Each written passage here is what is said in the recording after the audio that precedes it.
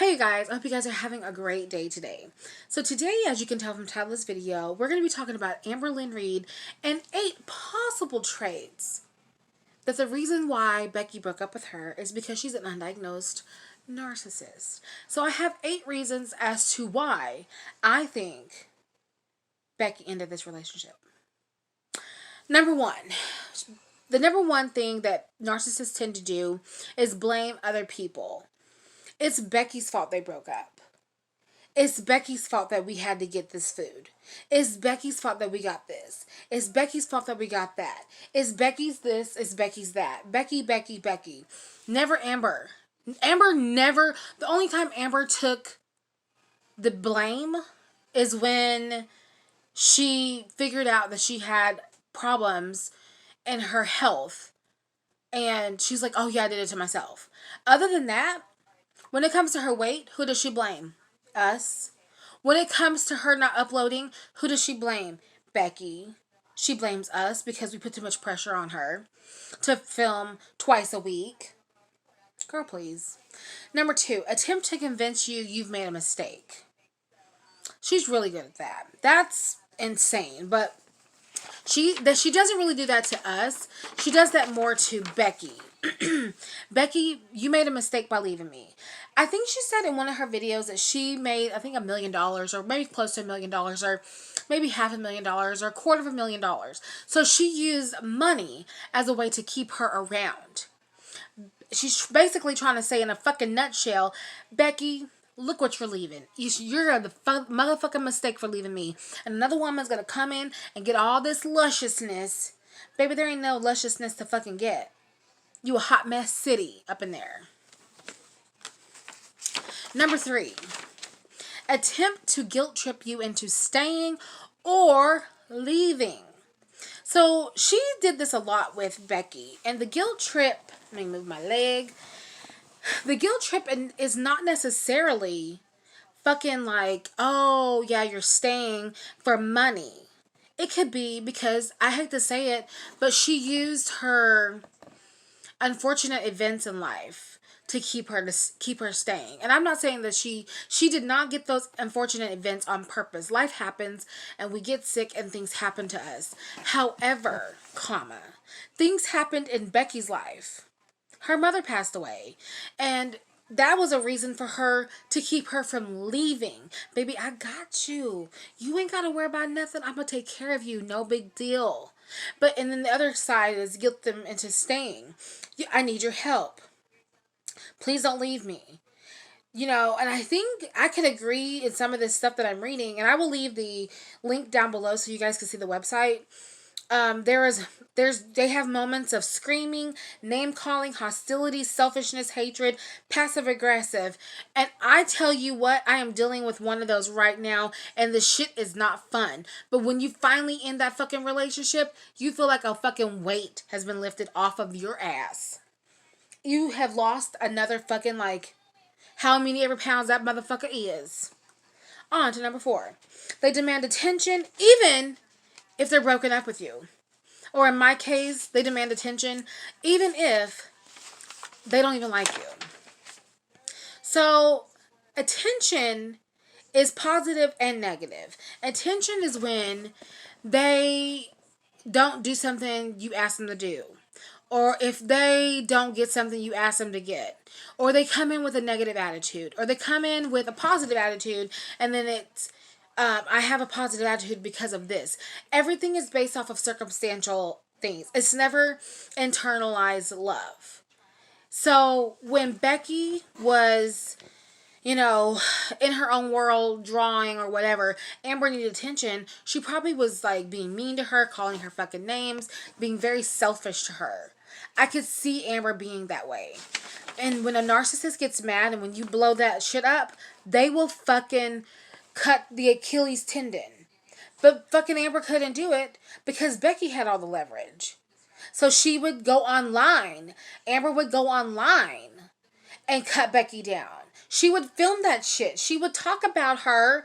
She would get attention by talking about her girlfriend and saying that she was overweight because she was 300, 500 pounds less than her. She would get negative attention by talking bad to Becky.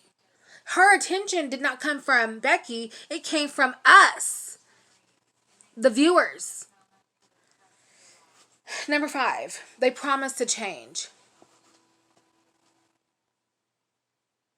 Let's take a moment of silence.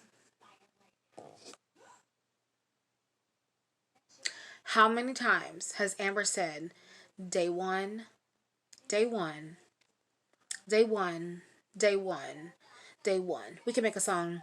Day one, day one, day one, day one, day one, day one, day one, day one, day one.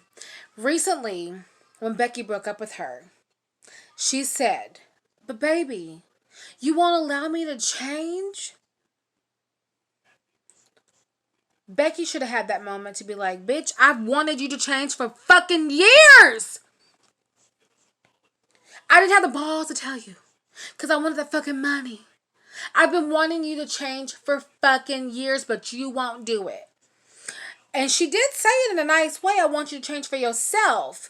But deep down, Becky, you also want your spouse to change for you. You want them to be better for you so she can get down to the get down.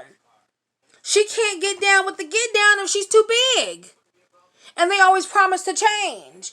They ain't never gonna motherfucking change. A narcissist will never change. Why? That I don't know. They just will never change because the same habits, the same pattern exist. Number 6, they use social attacks and gossip. I myself am a gossiper. I'm horrible at that. But no, I'm not a narcissist because I don't get outside fuel from being mean to other people. I just gossip because everybody got a fucking sin. So my fucking sin is gossiping. I do not use social attacks to fuel my happiness though. People might say I am because I am filming and uploading this to YouTube. However, I don't get happiness from from outside influence. My happiness is from within. I do enjoy people subscribing to my channel and watching my videos. However, I also get happy when I'm sitting down, hanging out with my daughter and hanging out with my husband. Amber doesn't seem to be that type of person. Amber doesn't seem to be content with the woman that she is or the woman that she is with. She's never content with that because deep down, she's very isolated in her love. There is no love to give, therefore there is no love to receive from others. In order for you to give love, you have to have received it from yourself. Does that make sense? In order for me to be a positive influence, I have to feel good about me. And sometimes that's not always the case. But 9 times out of 10, to be a good person, you have to be a good person to the core. And my friends, Amber is not a good person. She's just not.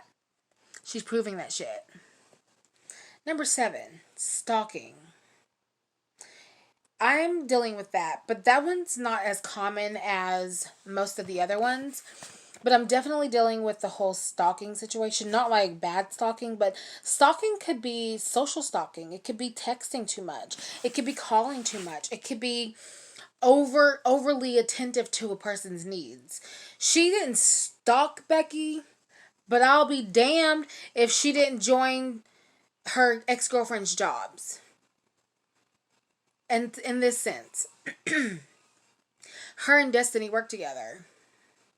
She kept an eye on her ass.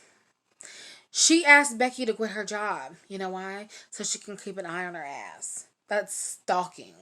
That is being too attentive to another person's actions and another person's behaviors, and you're like this the whole time, like what they doing, where they going, what she said in a video that she was able to access her spouse's phones. What the fuck? I'm not gonna access my husband's phone. If that motherfucker's gonna cheat on me, he gonna cheat on me. You can't stop somebody from cheating on you. What you can do is control how you treat them so that they don't cheat on you. What you can do is drain, excuse my fucking language, but drain that motherfucker's pipe so he don't cheat on you. Take care of business so they don't cheat on you. Number 8, reveal their neediness. That is similar to the stalking, but I'm dealing with that again. Oh my God, 8 out of 8 of this shit is, I'm dealing with it right now. They always need to be loved by others. There is they have a hard time letting go. Once you start letting go, holy shit. You better get ready to document. You better get ready to have all your dots on them I's and all them crosses on them motherfucking T's. And you also better get ready to use a SIM card in your fucking phone, because they're going to call your ass, text your ass, and do everything they can to make sure that you're not from underneath their fucking wing. Becky is going through this shit. Amber is holding her hostage by packing and saying that we're leaving together because we don't want to be in this apartment together alone. Bitch, no. She is hanging on. She's being needier than a motherfucker. She's crazier than a motherfucker. And if Becky don't get her shit together, she's going to wind up back in this motherfucking spell of an undiagnosed narcissist. Wake the fuck up, bitch. You're being controlled. All right, you guys. I did that. I'm going to do some more because these were kind of fun. We're going to see which other kind of traits Amberlynn has. And I can compare them to the narcissist that I'm dealing with right now. This video is important to me because I'm dealing with a narcissist right now. And holy shit. Shit is getting tough. It's getting hard. They will blame. They will deflect. They will lie on you. They will gossip on you. Hell, I'm a gossiper, so. But, yeah. Get ready. This is not going to be pretty. The end of Becky's existence with Amber is not going to be pretty. It's only going to get worse. And we're going to watch the fallout. Good luck. I'll see you guys in my next video. Keep me in your prayers. Peace out.